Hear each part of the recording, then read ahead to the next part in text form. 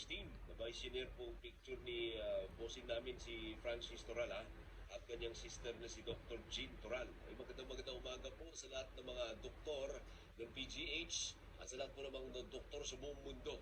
Magandang umaga po sa inyo. Alam po ba ninyo na yung Philippine Bar Association ay nag-alok po sila ang mag-host ng debate sa pagitan po ni Senator Rodanda Marcoleta at ni former Supreme Court Senior Associate Justice Antonio Carpio. Nasa Zoom po natin si Attorney Rachel Eileen Santos, ang presidente po ng Philippine Bar Association. Attorney Rachel, magandang umaga po sa inyo. Magandang umaga, Alvin. Opo, bakit po kayo nag-alok na mag-host yung Philippine Bar Association at umuo na po ba ang dalawang partido? Siguro, unang sagutin natin yung kung umuo na ba sila. Mula nang sinabi namin na kami ay handa na mag-host, wala pa kaming naririnig from anything definite from both parties, either from former Senior Associate Justice Carpio or even from Senator Marcoleta. Although, to be candid, kaya namin naisipang mag-host kasi nga narinig namin na interesado si Senior Associate Justice Carpio about it. So sabi namin, okay, then bakit hindi na lang Philippine Bar ang mag-host? At least pag kami ang nag-host, it will be a neutral ground. No? And as we said nga, we want it to be a civil and a debate based on fact and law. Why do you think it's important, Attorney Rachel, na magkaroon tayo ng ganitong klaseng debate? Ano yung rational, anong mapapala po natin pag narinig ng madlang people ang ganitong klaseng debate, Attorney? Siguro dahil importante na alam natin kung anong unang pinag-uusapan at pinagdedebatehan, ano? Kasi lalo na kung may mga tanong na unang-una, I don't even know kung ang kabataan natin na yun or all of them would know kung ano nga ba ang issue ng West Philippine Sea? Ano nga ba ang arbitral award? No? Kasi doon na tayo dapat nanggagaling. Meron ng arbitral award, so from there, paano ba natin i-implement yan?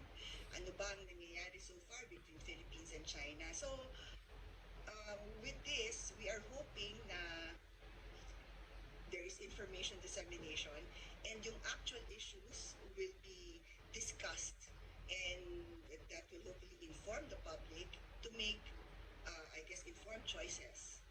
No? So it brings back the issue or the debate on facts. Hindi lang siya soundbites with all due respect, no? But precisely let's talk about the facts and let's talk about how important it is to talk about kasi it ultimately affects Philippine sovereignty. So kung hindi natin alam kung bakit o anong pinag-aawayan natin. So parang education na rin, Attorney, may educate yung sampay ng Pilipino pag nagkaroon ng debate.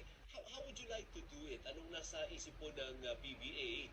Ang gusto niyo po ba para siyang broadcasted in a major broadcasting company or online ba ito or face-to-face? Saan niyo balak gawin, ilang oras? Ano yung parameters ng debate? Well, definitely we want it to be in a formal debate Format. Yes, format, no? So that would mean that we will have to decide on what the issues are, ano yung scope ng debate. Kasi otherwise, kung hindi natin ililimit yung scope na yan, magiging free-willing. Labo-labo na. Mag-stray. Yeah. And we don't want to do that because that is precisely the source of all of this confusion. So we want to put in place precisely an orderly debate. So definitely may rules, may issues na naka-identify. And yes, para neutral, we will be getting professionals who will be standing as moderators. And then before we even engage in that debate, we will of course have the party sit down with us so that we go through the rule book. Are we open to media coverage? Yes, I think because that's part of the information dissemination. So, but I guess right now it's premature to even decide and talk about those details kasi wala pa talaga kaming feedback. No? Hindi pa kami nakakarinig from both parties. Saan yung planong gawin, attorney? Well, I guess we're looking at venues, public venues, no, na people can, well, we're considering, I guess that's the best part. But right now, sorry, I can't really give you details because Masyado, no, yeah, masyado I don't pang maaga.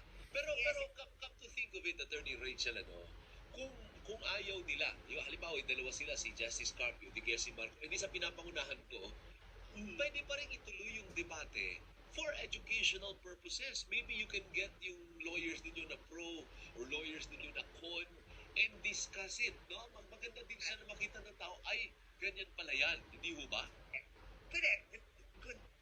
Thank you for raising that, Abin. At the end of the day, if this fizzles out, meaning there's no more interest in either one of them, because you need two, no, either one of them in pursuing this, then definitely the Philippine Bar Association would like to still proceed with an activity that will inform the public about the real issues about this West Philippine Sea. Again, education, information is very important to us. Kasi hindi rin po maganda na para tayong headless chicken, na parot-parito. Hindi natin alam ano ba talaga ang pinag-aawayan po dyan. Sa China po kasi, may mga limitasyon sila. Bawal kang mag-criticize doon, bawal kang mag-rally doon na titirahin mo yung gobyerno. Dito sa atin, demokrasya po tayo.